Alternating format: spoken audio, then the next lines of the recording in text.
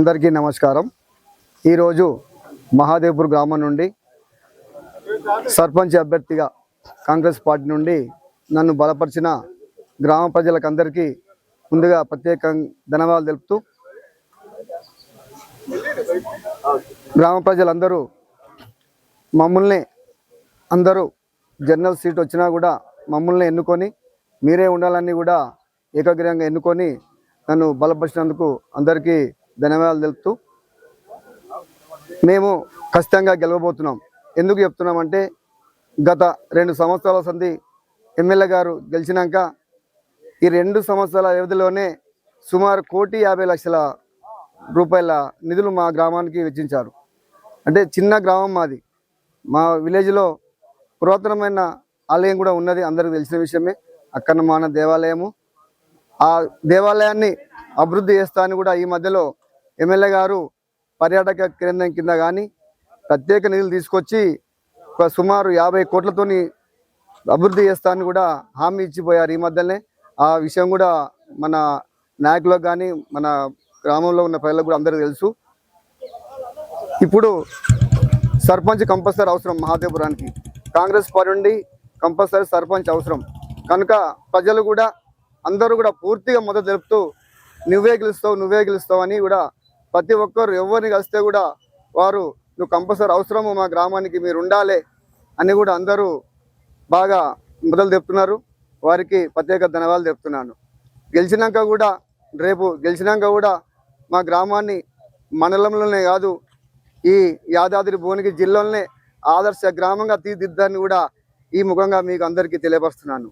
ఎందుకంటే మా గ్రామంలో అన్ని వనరులు ఉన్నాయి, చిన్న గ్రామము, పురాతనమైన ఆలయం ఉన్నది। ఆలయాన్ని ఎంతో అభివృద్ధి చేసి చాలా భక్తులకు కానీ ఈ రాష్ట్ర ప్రజలకు కానీ తెలియపరుస్తూ కూడా చేయాలని నా ముఖ్య ఉద్దేశము। గ్రామం చిన్నదైనా కూడా ఆలయం పెద్దది ఉన్నది, ఆ ఆలయాన్ని ముందుగా అభివృద్ధి చేసుకోవాలి। ఏదో ప్రతి ఒక్కరూ మామూలుగా గ్రామాలల్లో అభివృద్ధి చేయడానికి సర్పంచ్లు వస్తూ ఉంటారు పోతూ ఉంటారు, అది కాదు మా ముఖ్య ఉద్దేశము।